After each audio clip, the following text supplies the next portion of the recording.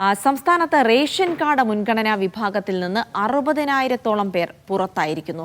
തുടർച്ചയായി 3 മാസം റേഷൻ വാങ്ങാതിരുന്നവരെയാണ് മുൻഗണനാ വിഭാഗത്തിൽ നിന്ന് വെട്ടിയത്. ഇവരെ വെള്ളക്കാർഡിലേക്ക് മാറ്റുമെന്ന് ഭക്ഷ്യ പൊതുവിതരണ വകുപ്പ് അറിയിച്ചു. ഓണക്കാലത്ത് സർക്കാരിന്റെ കിറ്റ് വാങ്ങാത്ത മഞ്ഞക്കാർഡ് ഉടമകളെയും മുൻഗണനാ വിഭാഗത്തിൽ നിന്ന് ഒഴിവാക്കും.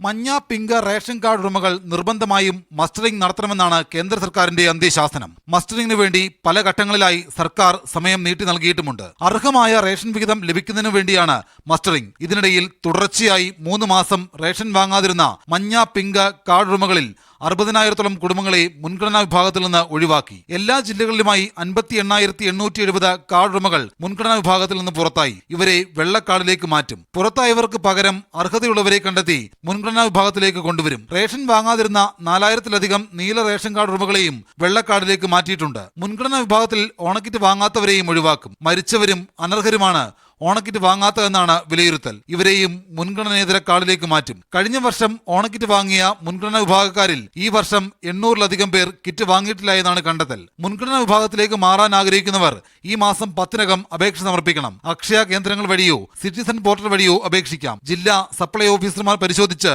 അർഹരായവരെ മുൻഗണനാ വിഭാഗത്തിലേക്ക് ഉൾപ്പെടുത്തും. അനർഹരായ ഒരുപാട് പേർ ഇപ്പോഴും മുൻഗണനാ വിഭാഗത്തിൽ തുടരുന്നുണ്ട്. പല കാർഡ് ഉടമകളും പോർട്ടബിലിറ്റി സൗകര്യം ദുരുപയോഗം ചെയ്യുന്നുവെന്നും ഭക്ഷ്യവകുപ്പ് കണ്ടെത്തി. ഇതിന്റെ എല്ലാം അടിസ്ഥാനത്തിലാണ് അനർഹരായവരെ കണ്ടെത്തി ഒഴിവാക്കാനുള്ള തീരുമാനം. തിരുവനന്തപുരത്ത് നിന്ന് ഷിജോ കുര്യൻ, മീഡിയ 1.